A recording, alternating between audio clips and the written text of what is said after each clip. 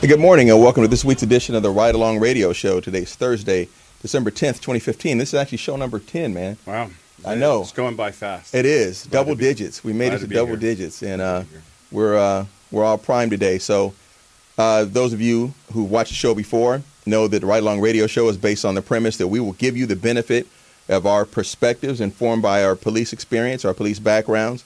Although we do have different political perspectives, our law enforcement experiences have largely been similar. So you'll get the news of the day, you'll get the topic of the day through us, and it will not be in any way influenced by anybody's political ambitions or anybody's department's philosophy or any fear of consequences, repercussions, or retribution from the administration, basically.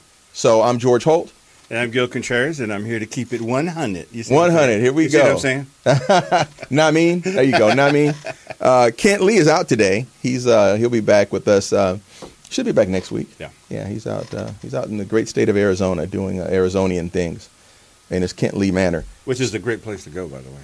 I love Arizona. I love Arizona. I really do. I don't get out there often enough. I was going too much at one point, but I don't get there often enough now. So. Yeah, so that's the Ride Along Radio Show. That's basically, we're here to give it to you straight, right? No filter and no chaser.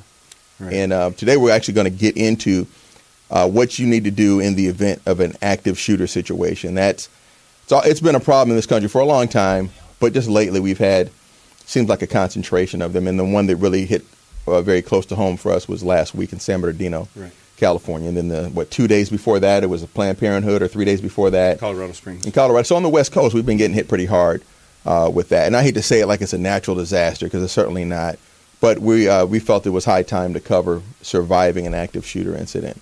But that's a pretty meaty topic, and once we get into that we're not going to come out. So before that we're going to get into our News of the Day segment. And we had a Dover, Delaware officer who had been placed on suspension last year after a video surfaced of him kicking a suspect in the head during an arrest. And actually his trial was concluded yesterday, and the jury came back with a non-guilty verdict. Do you have we have the footage ready? So we're going to watch the footage, and then we'll talk about the verdict.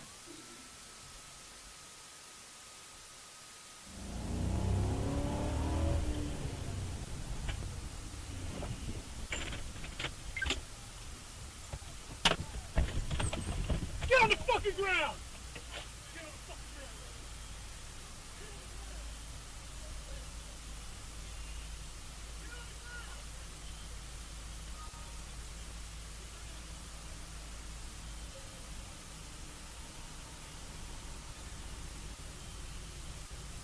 There may be several others on the road, on foot as well, in the area. That little trailer park back here. They were running behind the Explorer.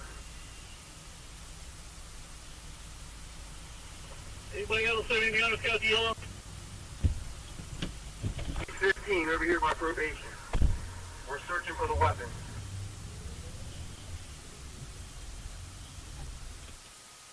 Okay, so now you've seen the footage if you haven't seen it before. And the officer was indicted, and he was put on trial. And yesterday the jury came back and found him not guilty of assault. And actually there was a lesser and included charge of misdemeanor assault, and he was not convicted on that either. That looks pretty harsh, seeing that footage. I mean, there's obviously we have to hope that there's more to the story than was on that video. I'd like to think, just based on my faith in the criminal justice system, the remaining faith that I have, that there was more to that footage, because the footage itself looks pretty bad. And we always say police work isn't pretty. Right. But there was nothing I saw in that footage that justified what happened, in my opinion, and it wasn't anything I saw that was consistent with my training or experience and what you're supposed to do in that kind of situation. But, that's my opinion, and Gil's got his opinion, which is why we're both here to talk about it a little bit. And by the way, if you want to call in, the number's 323-293-3375. You can send us a tweet at Ride Along Radio, or you can send us an email to ridealongradioshow@gmail.com if you want to discuss this topic. Right. So, as I said in the beginning, I'm going to keep it 100 with you. Please do. Yeah, you could hear on the radio that they were obviously chasing multiple suspects. There was a weapon involved of some sort, so that gives you a little bit more context. When you have multiple suspects, when you have weapons involved, you're at a higher level of awareness. And I saw the video, and if you just had the video and no audio, you would go, oh, wow, that's wrong, on the one hand. On the other hand, being a criminal is a really tough job. When you've decided that career criminal is what I want to be, I just want to victimize people for the rest of my life. Yeah, there's a downside to that. Sure. And especially when you start dealing with the cops. So if you're involved in a caper and you start running and you get caught and you act in any kind of way resistant to either verbal commands or physically resistant, the officers are going to overcome that. And as bad as that looked, it looks to me like it's just what they teach you in the academy is a distraction blow. It's a blow that you give to a suspect to change his brain from, I think I want to fight with this guy or I want to run from this guy to, oh shit, that hurts.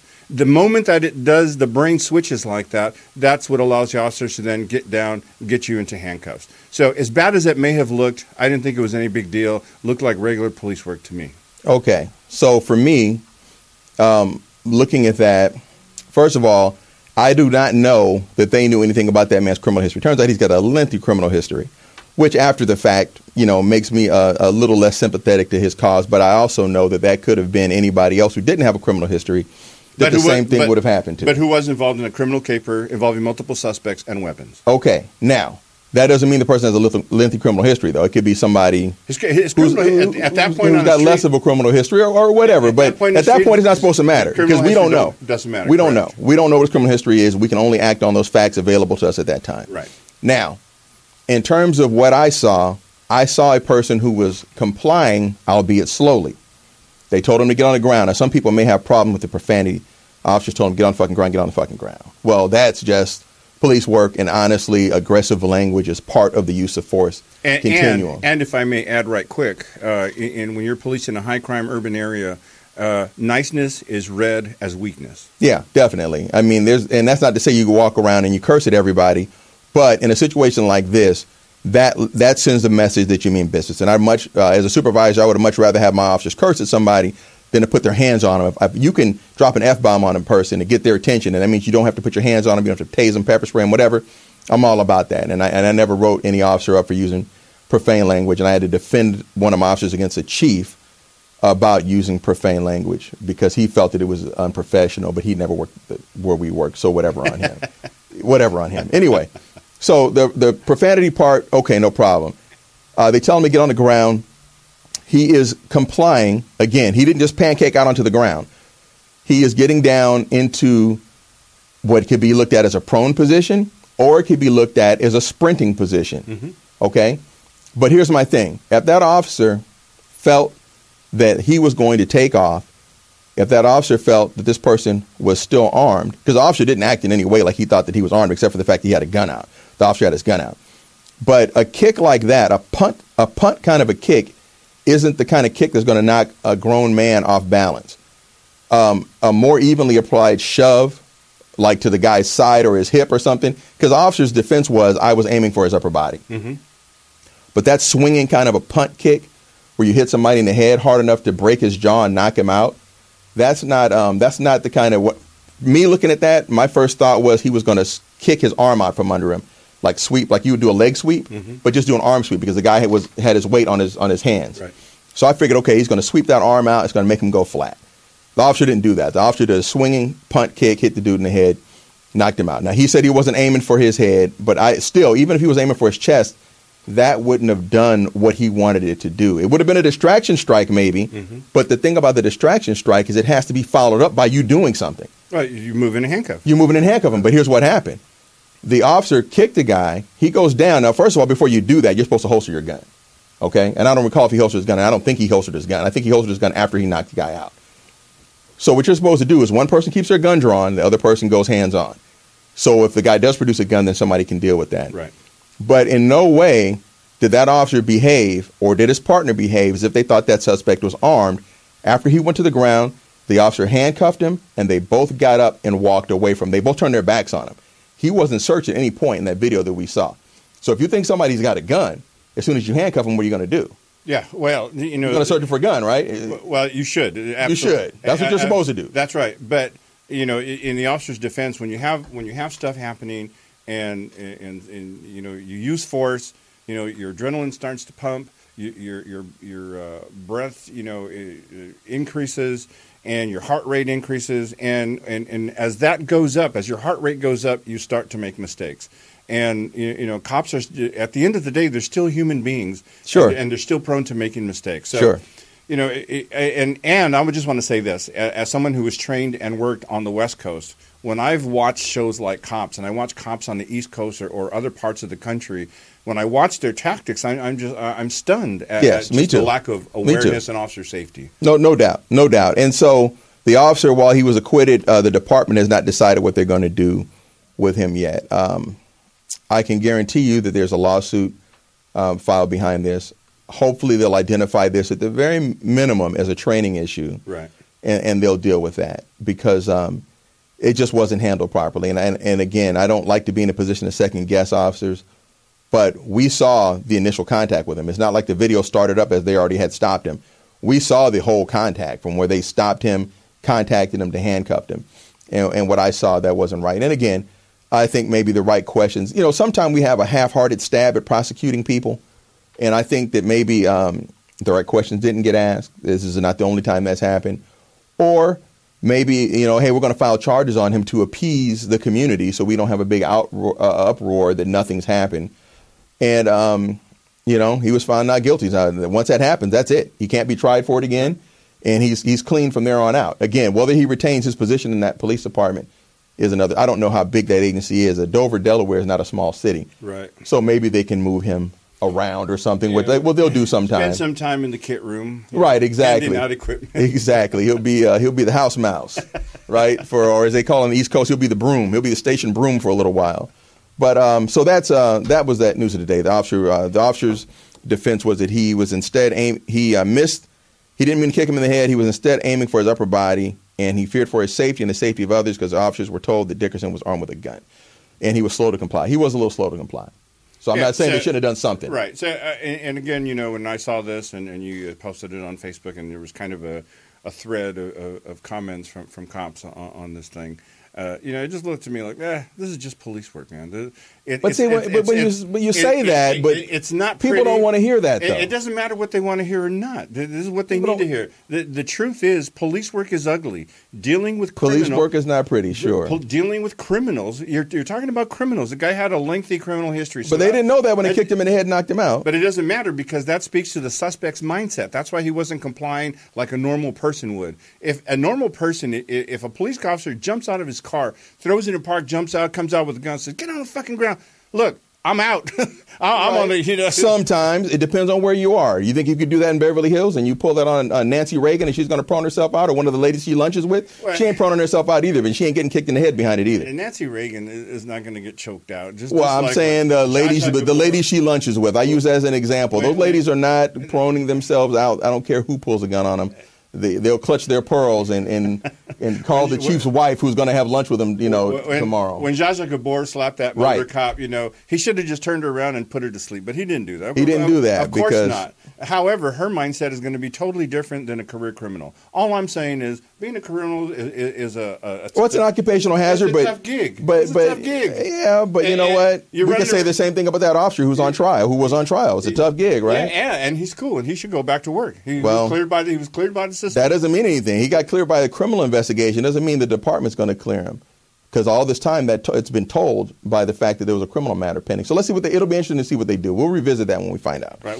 This is my last thing. When I saw the kick, I just said, "Good night. Thank you for playing." Oh, you know he was out as soon as you saw the kick. I knew the dude was going out. Good night. There's nobody stays awake through that. Thank you for playing. Because we don't wear Air Jordans on duty. So if you saw that kick, you knew that was going to be a loss of consciousness as a result of that kick. Hopefully when he woke up, though, he said, you know, maybe I should change. Well, he didn't say anything because he had a broken jaw. Oh, well, he should think. Maybe he thought it.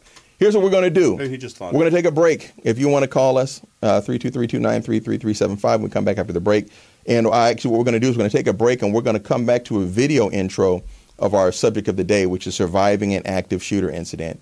And this is really for those of you who work, or not even if you work any place, if you go to school, if you go to malls, if you are out on the streets, because active shooters happen anywhere. We saw that in Paris. They were just gunning people down in the streets. At church, movies, anything. I don't think there's any place they haven't touched yet.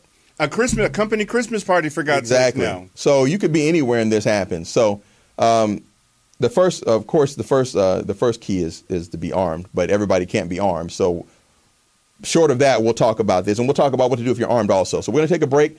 We'll come back with a video intro, and we'll jump right into it. 323-293-3375. See you guys in a bit. A morning that began like any other turned tragic today when an employee opened fire on his supervisor and fellow coworkers. Students, parents, teachers are asking why today, after a bloody rampage, plunged this campus into tragedy. Details are just coming in, but we're being told that a heavily armed gunman opened fire this evening at the mall food court behind me. There's no official word on any casualties yet, but one eyewitness reported seeing at least 6 people shot. Active shooter. A gunman or gunmen killing or attempting to kill people in a confined, populated area.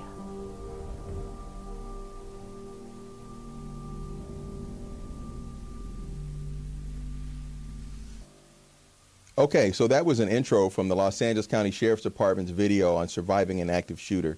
And I think the hashtag for that is what? Run, hide, fight? Yeah, run, is hide, fight. The 3 correct. components of that. And if you want to see the whole thing, you can go on YouTube and look at the Los Angeles County Sheriff's page, and you'll find it under active shooter. Just Google, or DHS. Put the search. DHS has the same. Same thing? Yeah. Okay.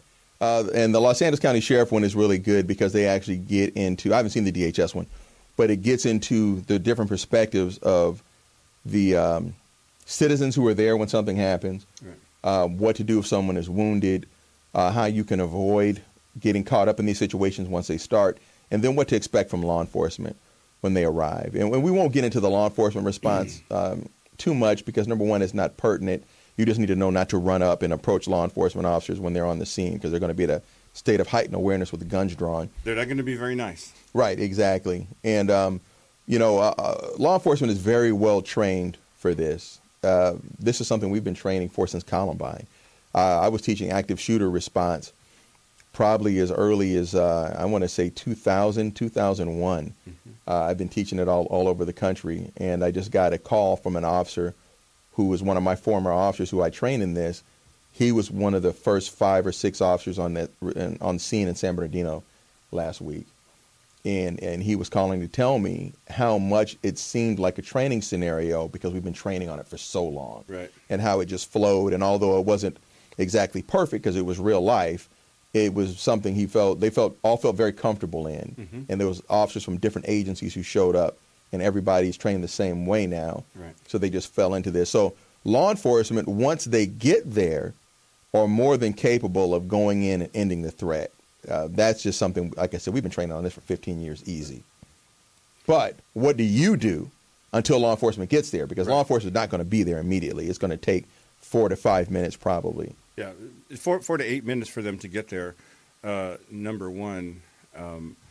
But number two, as well-trained as officers are to respond, by the time they get to most active shooting incidents, as soon as they arrive, if it's an active shooter, some person with mental illness, as the Colorado Springs guy or Aurora, Colorado, or something like that, as soon as they see law enforcement, they just kill themselves. They kill themselves, right. Or they're gone before law enforcement gets there, like we saw in San Bernardino. Or they're gone. Yeah, it's not too often when law enforcement actually gets to kill an active shooter because they, like you said, either they cap themselves or whatever. And they go in knowing, and they don't have an exit plan typically.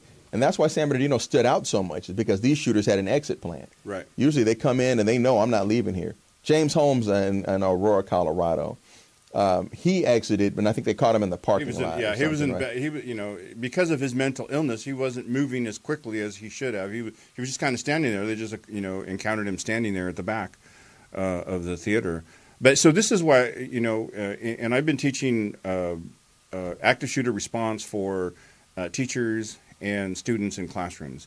because there is a way to survive this. Well, see, that's interesting because all I've taught is the law enforcement side, right? And you've taught the civilian side of it, so that's going to be a good conversation, right? Because the fact of the matter is, from the moment the first round is fired to the moment the shooter either kills himself or leaves the area, for that amount of time, you're on your own. Yes, as a citizen, you are on your own. If you don't have a handgun that you can return fire. Or if you don't have, or if you haven't practiced taking some action. It was interesting what you said about your buddy who was at the San Bernardino incident, saying that it felt like a training scenario. This is the interesting thing about the brain. The brain can't distinguish between fantasy and reality. So this is the value of training, because what happens is in a high stress situation, the amygdala sends out a panic signal to the frontal lobes. Your frontal lobes of your brain light up and they start scanning files. What do we do in these circumstances? If you haven't done anything, if you haven't trained to do something, right, you do absolutely nothing. Right. And this is why when I did active shooter training put on by the FBI for InfraGard, what the instructor said that in many of the videos in active shooters, in many of the videos that they saw from internal cameras, that as they were approached by the gunman, and he doesn't walk through like a Navy SEAL. They're usually just kind of walking. Just like Columbine. Those guys are very casually strolling around that campus at Columbine. Right. Yeah. And so what the instructor said is that when he came up to most people that he shot, most of them just did this. Wow. And what that tells me is their brain didn't know what to do. It couldn't send a message to the central nervous system saying, "Oh, do this." Right. There was nothing there. There was nothing. There was no file to access. That's correct. Yeah. And so this is why training for this is critical to surviving. The other most important, almost more important than the gun part, is emergency medical first aid. I was on the radio the day after the San Bernardino incident, most of the morning with my media buddy David Cruz, and he said, we want to know, what can we do? What should we be doing? And one of the things that I said is, in order to prepare to survive, you have to go out today and take a first aid, CPR, AED class.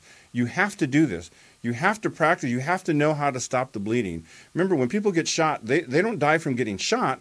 They die from major organ damage and blood loss. Right, especially blood loss. So as a person who's in a situation like that, everybody carries a backpack these days. If you look at my backpack when I go to the movies, I have a trauma kit. Yeah, me too. In addition to maybe a gun or whatever other weapons I might have, the trauma kit is in there. In my back pocket are the rubber gloves, because I don't know where it's going to happen. I don't know when it's going to happen. I just know that when it does happen, once I get, okay, I know what I'm in, now I know what to do. If I'm with my boo and we're at the movies and either she gets shot or I get shot, I can at least say, get my gloves, get my bag, sure, open it up, put this, or if she's the one who's injured, I can take care of them and at least stop the bleeding and stabilize until medics get there. And this means you need to be at the highest level of readiness that you can achieve. And I've been saying this before, Sugar Free said it, by the way. If you stay ready, you don't have to get ready. And I've been saying that for years. And any of my officers who work for me at my other old departments or worked with me, because I wasn't signing their checks, they didn't work for me. But if they work with me, they know I always said that. If you stay ready, you don't have to get ready. And that was our motto. We stayed ready because we never knew what was going to happen. Because in a moment of stress, you're not going to rise to your highest level of expectation. You're going to fall to your lowest level of training. You will default to that. That's exactly. Correct. So let's break that down. So your options are run, hide, fight. So run means obviously get off the X. That's the target zone. You get off the X. You get away from there. So, and if I could just add, because this is one thing that when I was doing a vocational college, I have instructors of all ages, So the question became, can you run? Right. If you had to, are you overweight? Do you have some sort of disability? Do you have a teacher or instructor or a student with disability? They're not going to be able to just run they won't. And go out. Right. What's your plan for that? You have to have thought of that in advance. And this is why it's so important to have thought of it in advance. Whenever I go into a place, I always think about, how do you get out of this place? Correct.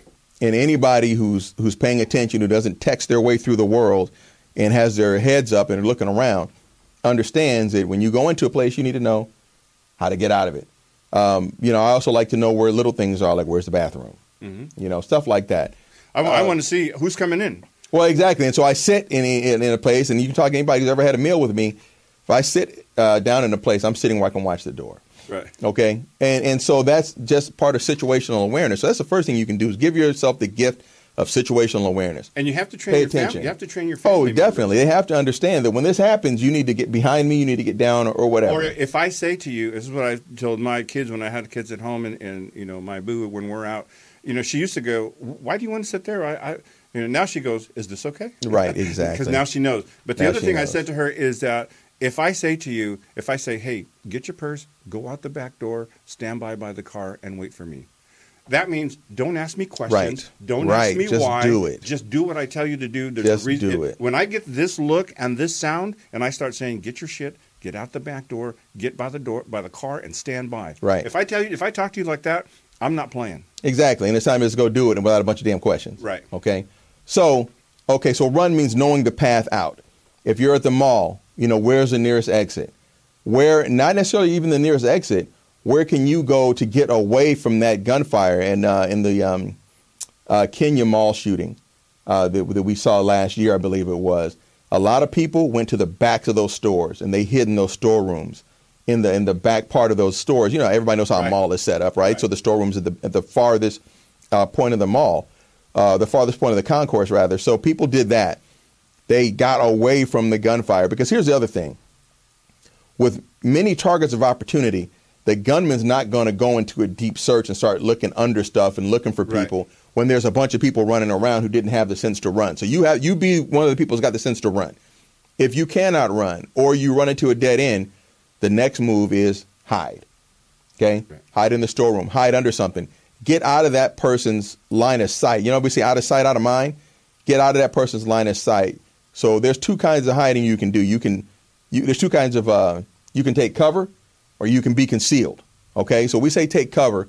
Cover is getting behind something heavy, like you might find a column in a mall or an ATM in a mall. Or one of those atriums or fountains. If you get down under it, you know, right, get down below that, above you. Right, then that's actually what we call cover. Cover means that bullets cannot penetrate it. Concealment means you're just out of sight. So concealment means you might get under a table and the gunman doesn't see you because his line of sight's up here. So you don't have any cover, but you're concealed, out of sight, out of mind. So right. So like if intern Darren up back there just lost it right now and suddenly came up with a handgun, and I get behind the curtain. He won't be able to see me, but it's not going to stop a bullet. You're concealed, but if he knows you're there, you're not really concealed, right? So that's not cover. It's merely concealment. And Darren didn't smile on that. I'm wondering. So know the difference between cover and concealment when it comes to hiding. Again, in Kenya, the people got all the way to the back. Get down, get out of the line of sight. We also have seen people hide in plain sight by pretending to be injured. Right. Or dead. Pretend to be dead, correct. Yeah, that happened. I believe it happened in San Bernardino last week, but I know that it's happened in numerous shootings like this where you have multiple victims and people have just laid out like they were dead, and the gunman's going to bypass them. And that takes a lot of discipline because it sure does. You have to shallow your breathing, you have to close your eyes, and you just have to zone out. You can't think about, oh my God, is he coming? Oh my God, I hear him. Right, because then you open one eye and peek to see if he's looking at you, and he's looking at you. Now you are dead. So but again, if you can't run, that's the way to go. Okay, you're going to have to hide. The last one is fight. Well, I want to add something. I want to back up to the hide part. Okay. So if you're in a work setting or Yes. in a campus setting, and it comes time to hide, when I used to teach, I taught my students within 60 seconds, and you can train your students to do this, especially at a college level. Within 60 seconds, we had our room darked out. Yes. Our door locked. We had it barricaded, and then I had my biggest students. Right. We had both doors. So. And the thing was, and we actually practiced this. If somebody walks in and it's going to be a long rifle, if they're going to come in and you're going to see the barrel first. Right. Somebody has to grab the barrel and somebody has to grab the body, and we're going to just take it right down to the ground and we're just going to hang on to them. Yeah. And then somebody will come up and disarm them at least. So you have to part of hiding is turning off your cell phones. or at least turning off. Hitching the damn cell phone or something if you're not calling for help on it. Something, yeah. Turning the lights off, blocking windows. If you can't get out through a window to get down to the ground because you're too high off the ground, then you have to secure in place, close those blinds so that your active shooter, as he's walking down the hallway, just opening door, he grabs the door and it's locked. He's just going to keep moving. He's going to bypass it because if he's looking to shoot people. He's looking to rack up a body count. The highest so far, I think, was Virginia Tech, right? 31. 32. Something like that. Low 30s, maybe even 33. So he hit in the low 30s. I think that was the highest body count we've seen so far in an active shooter incident. But obviously the persons come there, and they always have more ammo than they expend, it seems like. Correct. So they come there to shoot as many people as they possibly can. Well, it's like anything else. They got to prioritize.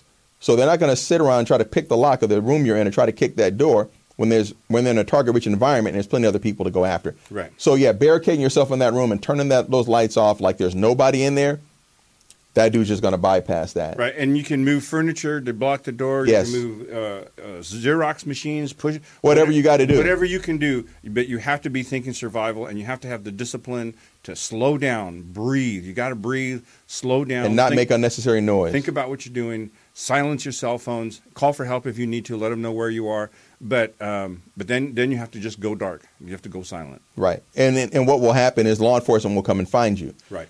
We saw this in San Bernardino last week. We've seen this all the way back to the American invasion of Grenada when they went to get the medical students out of the universities in Grenada. Those people, there was a war going on. There were people getting shot. And so they hid. And they had to go in and coax them. Hey, this is United States Marine Corps. We're out here coming out. So they will come find you. Just hold up. We saw in the mall shooting in Kenya, there were people who were holed up the next day. Mm-hmm. They were afraid to come out because they thought that the terrorists were still there and were impersonating Kenyan authorities to get them to come out so they could shoot them.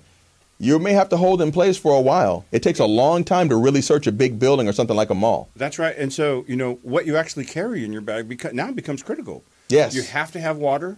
You have to have something to eat, if it's power bars or whatever. But, you have to, your medical. So your backpack's now getting bigger, right? Right. Now I have a medic kit, I have water, I have food, and then whatever else, the stuff that I'm carrying in my bag. But you absolutely have to have all these items with you because you never know what you're going to have to do or how long you're going to have to hunker down, either in your vehicle or outside of your vehicle. Yeah, but you just have to be prepared. And people say, well, that's being paranoid. Well, that's the world we live in. And unfortunately, it's just being realistic, and I'm not saying you have to go all out like a doomsday prepper and start growing your own alfalfa. I'm saying that you need to make sure Don't make fun of Kent. Why are you making fun of Kent? Why are you making fun of Kent's alfalfa? So while we have this situation, this political environment that we're in, this wartime environment, there was wartime footing that we're on basically as a nation, we have to be aware of that. And you have to be aware that something could happen to you. And it's not just criminals that are the threat anymore. We have righteous terrorists, or we call them tangos, here on American soil. And so we need to be aware of that. I mean, we've had them for a long time, but now we're starting to see that activity with active shootings and not just bombings. We're actually starting to see people roll up and shooting people. So, right, but I do want to say this, though. Your chances of getting shot by a criminal and being victim of a crime are much higher. Much higher still. Than even active shooter or terrorist attack. Yeah, definitely. I mean, there's no doubt about that, especially depending on where you live. If you live in a large urban area, you definitely are at much more risk for that. However, that said, all the people in San Bernardino on that day, they expected to go to a Christmas party and go home. They sure did, and go home. Yep. So that just, what other place? You're in San Bernardino, California, in the Inland Empire. You're in a county building, and you're attending a holiday party. Right. The last thing you think is somebody's going to roll in there shooting people, but that's exactly what happened. So, there's our components. Run, hide, fight. Now, what to expect from law enforcement? Law enforcement is going to show up en masse. And typically what happens is we show up and there's different philosophies on how many officers are going to make entry. I know officers that say they're not waiting on anybody. If they show up, they're going to go in there and they're going to try to put an end to the bloodshed. Because the longer law enforcement waits, typically the larger the body count becomes. Right, but I think that the standard procedure now is 2 to 3 form a little element. Right. Well, see, and that shows you the difference there because it used to be 5. We used to say you wait till there's 5 people here, and then you got your team leader, you got your point, left flank, right flank, and your tail gunner, and then your supervisor in the middle, and you got a 5-man diamond, and you go in.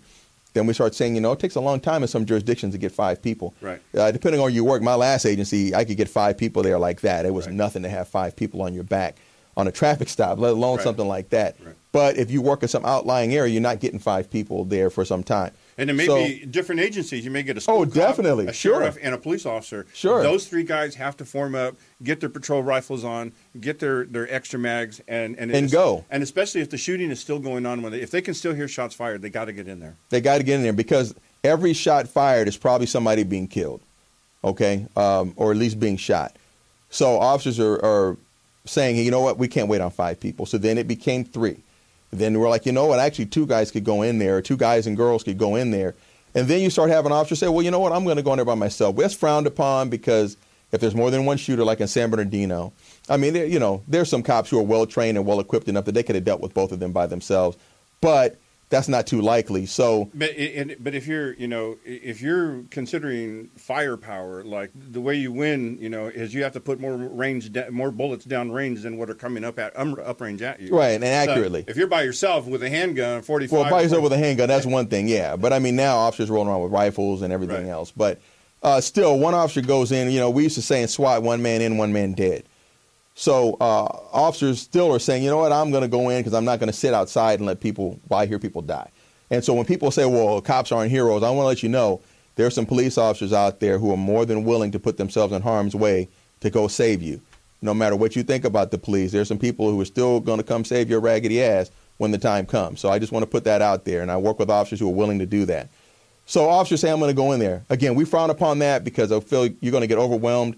And then the shooters now have maybe additional weaponry that you brought with you. Mm-hmm. So, but we'll get more into the law enforcement response in a second. But I'm going to give you the number to call in again, 323-293-3375. You can send us a tweet. And Tantizi, thank you for the retweet just now, or the mention. And send us a tweet at Right Along Radio. And we're going to go to a break, and we'll be right back, and we'll jump into this again.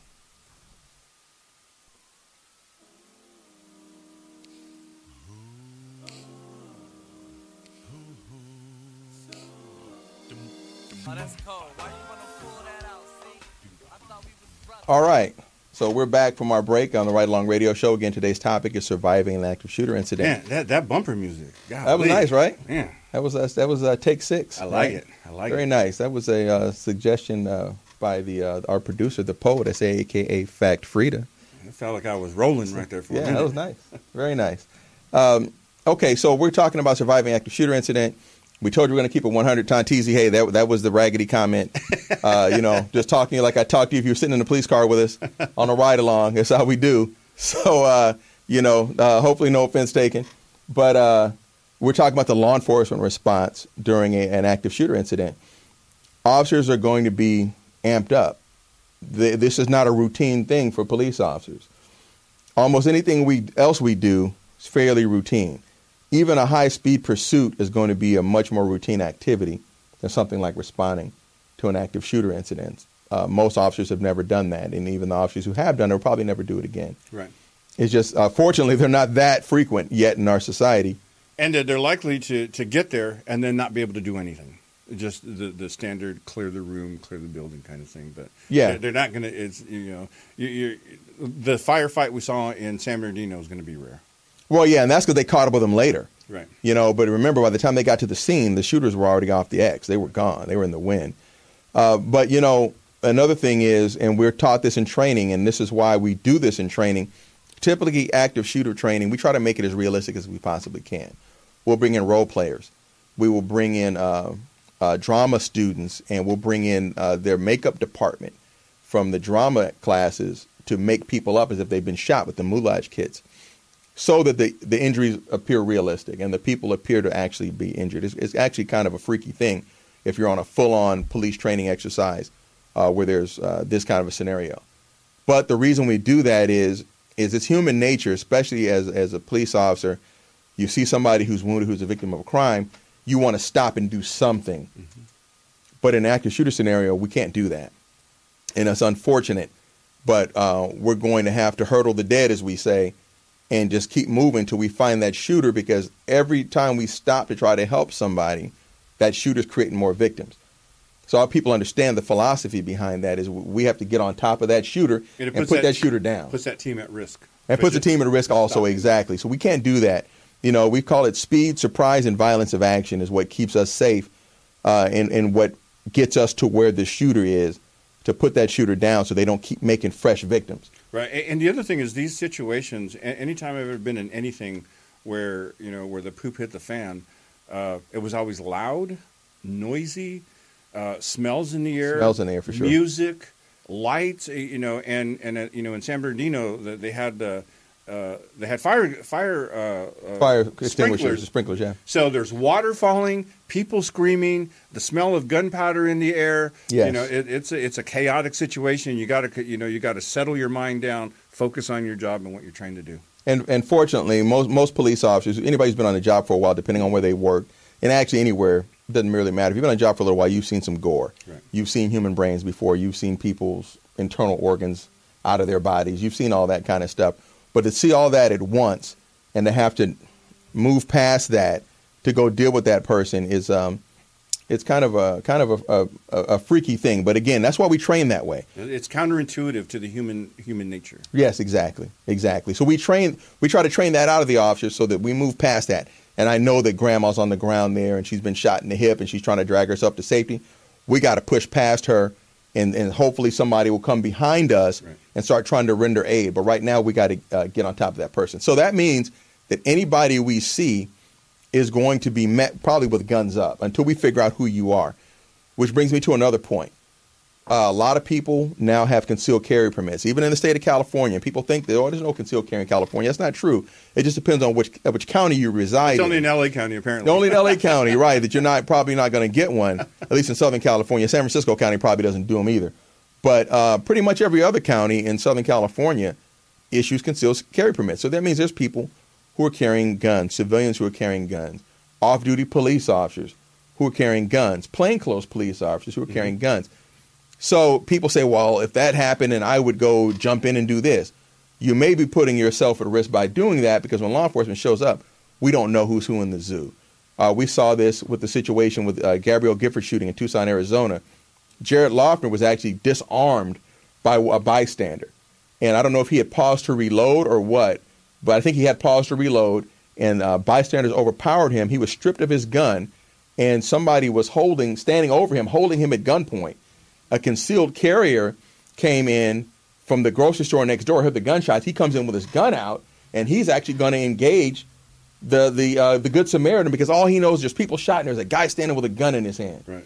So you have to really be concerned about that. And what I would tell anybody who's got a gun, don't go get involved in that. You hold up and protect those people around you. Mm-hmm. We saw this at LAX. We have a phone call, and we'll address the phone call and we'll get back to the LAX shooting incident. Okay. Hey, caller, what's your name? Where are you calling from? Hey, George, my name is Soch. I'm calling from Long Beach. Soch, how you doing, sir? I'm doing good. I love the show, and I love what you guys are doing with the two perspectives. So that's great. And the topic today, man, that's a good topic. So. Well, hey, I mean, I really appreciate it, man. Are you one of those guys that gets out and trains and stays on top of his game? I try to. Training is a big part of everything. So. Yeah, man. Listen, we're just trying to put out some good information to people and trying to give people information that actually is going to be useful in their everyday life. And it's not just an active shooter, an active terrorism. What if you get in a car accident? Right. You should still be prepared. And that's much more likely, right? Major earthquake, anything. Someone gets injured. Yeah, we're all about telling people to be prepared, man. Right. So we appreciate the call, Soch from Long Beach. Yeah. Question for you guys. Yes, sir. Yeah, I know there's a lot of hero mentality, right? So, some people, they think that because they have a CCW or they carry a gun, they carry any type of weapon, they feel that they're capable of, I guess, saving a life. Getting into the action and just stopping an active shooter. That mentality, I think, is kind of how can I say it? Like a false courage. Well, yeah, and you know what it is, man? It's I call that the too many schools, not enough gunfight syndrome. Right. Because what happens is people are prepared, and there's guys who can go out and shoot the hell out of these targets, and they're very comfortable and competent with their pistols. But the fact of the matter is, in a real-life scenario, targets move, they shoot back, And then there's good guys coming in with bigger guns than yours, and they don't know who you are. And this is the point I was just making when you called, actually, is that the best thing you can do if you're a concealed carry person is that you need to have your gun at the ready, and you need to hole up someplace in a store or something and keep those people around you safe. We saw this in the LAX shooting. We had LAX shooting on November 1st, 2013. We had John Paul Ciancia going to Terminal 3 at LAX. And he shot up a bunch of people. We saw that, right? And before he was actually taken down by 2 airport police officers who were able to interdict him. But the follow-on officers were able to put people into bathrooms because we didn't know how many shooters there were or anything at the time. They were able to herd people into bathrooms and stand by. And there's pictures of officers that people took with their cell phones that have all these people in back of them. And one of those officers, Barry Wilds, B. Wilds, has got his gun standing there, and he's blocking anybody else from coming in that restroom because he's basically sheltering those people in place. Right. That's what I suggest any concealed carry person or anybody who's an off-duty cop or anything carrying a gun, you need to try to protect those around you. You don't go try to jump into that fight because you don't know how many gunmen there are. You don't know if somebody's going to suspect you of being a gunman. You don't know if there's a guy just like you in the next store is going to see you run out with your gun in your hand. He's going to engage you. Mm-hmm. And then we have what we call green on green or blue on blue, right? So the best thing you can do is stay put and make sure the violence doesn't come your way. And that's what I would encourage people to do. Yeah, that's a really good point. I mean, like, I keep playing the scenario over and over in my head, like what I would do. And you should. That's a good thing you played in your head. That's what people should do. That's the first step of preparation, actually. Mental gymnastics. Yes. Right. And like you said, like, I would probably stay put. Like, I would only take a shot if I know I could, like, put that shot down. But then, we got to have target identification and everything else. Exactly. And I would say if somebody's coming in on you and that person's a threat, then you deal with them. But I would discourage anybody from trying to jump into the fray. It's just not a good suggestion. But, hey, thanks for your call, Solch, and we appreciate the support, man. I'm glad you're listening to us. Cool, definitely. All right, thanks. Yeah, I just want to say that, in the San Bernardino thing across the street, before any law enforcement ever got there, there was a business owner who has a CCW. Yes. And, he armed up, got his employees in the room, went outside to see. He actually saw one of the shooters walking to the black SUV that they later encountered and driving away. So, he could have run out there. He could have, but he didn't have enough information. He thought that was the shooters. He thought that was them. But he didn't have enough information, so he just went back, locked his employees in the building, and then played it safe. Stood by the door. We had that happen at that Umpqua Community College shooting up in Oregon, too, about 2 or 3 months ago. There was a concealed weapons permit holder on campus, and he decided to stand down because he said, I wanted to make sure if the person came in the classroom, then I would deal with them. But he didn't run out there to get involved. And, we say discretion is a better part of valor, right? So that's actually true in this case. And you don't want to get out there and end up getting yourself killed. Because, even though we have the best of intentions, we see where that can sometimes lead. So, right. And as a male Hispanic, I'd be afraid. Right. When the uniformed guys start arriving, So I just say, if you're carrying a gun and you can legally do it, or you just decided you're just going to do it or whatever, I just say just because you have the gun, just because you have the training and experience, which I have both, just because I have all of that doesn't necessarily mean I'm even going to take it out. Right. I may just watch the whole thing and then make a decision about what I do. Right, exactly. So that gun is not for you to go out and save America with. It's for you to save yourself and those in your immediate vicinity, and you do that by playing it smart. Correct. And again, even us with our advanced levels of training and our preparation and everything else, that's not going to be our response, is to go out there and try to shoot it out in the middle of the mall. Because I realize, a rifle to handgun, I'm probably outgunned. Number one. Number two, I don't have any kind of body armor on because I'm just wearing my T-shirt. And that guy, and again, we just said the shooters always bring more ammo than they use. Yeah. So, most of us run maybe one additional magazine. If you're smart, you're going to get at least one additional magazine. But still. So, again, to recap that. So we say to survive an active shooter incident, your options are run, hide, or fight. You run, you know where to run by being prepared and by looking for exits and just having some situational awareness. Hiding means cover and or concealment, getting out of the line of sight of the shooter, taking cover behind something they can't shoot at you through, as Gil said, the base of a fountain or an ATM or something that's actually going to stop bullets. A column in a mall, like in a mall food court, I have these columns, right? Right. Usually you can take cover behind something like that. And again, I can't think of a place or an environment where we have not had a mass shooting. Yeah. From churches to schools to airports. And you have to listen. You hear shots. And once you hear no more shooting, they're reloading. That's your time to move. That's your time. Exactly right. Exactly right. When there's a pause. Now, this latest thing we had, it seems like the first active shooter incident we had was 2 shooters, Klebold and Harris at Columbine. Mm-hmm. And then this last 2, the Farouk couple in San Bernardino.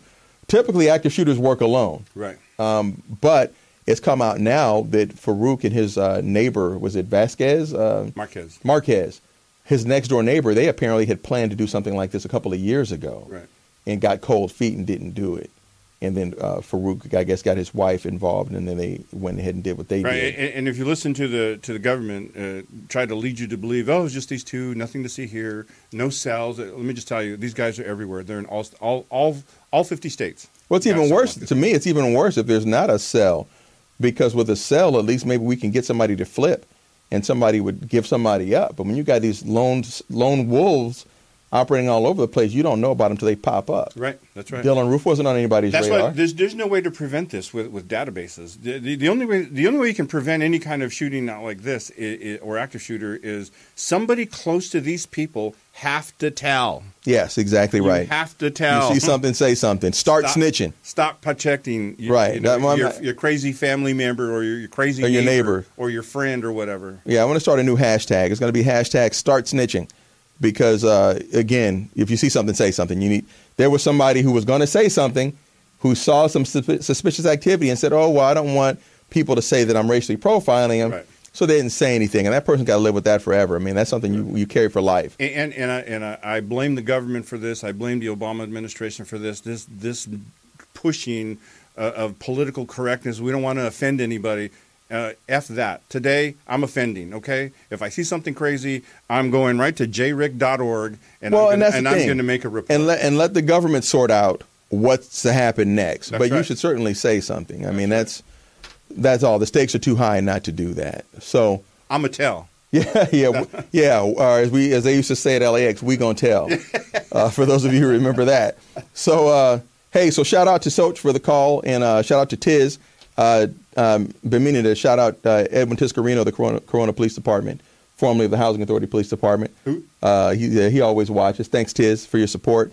And we're going to start wrapping here. And again, if you have any suggestions for future show topics, suggestions for future guests, send us an email at ridealongradioshow@gmail.com. You can always tweet us at ridealongradio. You can like us on Facebook, which is Ride Along Radio Show. You can follow us on Instagram, which is Ride Along Radio Show. And again, our Twitter is just Ride Along Radio. Right. How much time do we have left? What do we got left? 1 minute. I'm going to try to do this in 30 seconds then. In regards to the fight part, in the Aurora, Colorado shooting, when the shooter, he was shooting people at the back of the theaters, they were popping up to run out because they were panicking. There were people right by his feet. There were people who said his boot was by my head. And because they hadn't trained, they were just standing like this, hoping they wouldn't get shot. And when his AR-15 jammed, and he looked down to clear it, he didn't know how to, and he was taking it off and going to a secondary weapon. All somebody had to do was just grab both feet and stand up. And it would have been over. Exactly. You have to train to fight. Well, and you know what? I would hope that nobody would just sit there. Like, again, no one will ever be able to hijack an aircraft with box cutters in this country anymore. That's right. Because nobody on the plane is going to let them do it because we know what it means. So you got to do something. That fight part's very serious. And if these guys know that it's not going to be their power play wet dream, that everybody's going to run from them, but some people will turn on them and start attacking them, we might see less of this go on, actually. If you're on a flight and somebody picks out a pen and starts yelling something crazy, stand by for ass whooping. Yeah, exactly right. All right. So listen, we're going to be back next Thursday, December 17th, right here at morrismedialive.com. And we will see you again. See you then. You guys be safe and take care. Thanks for joining us.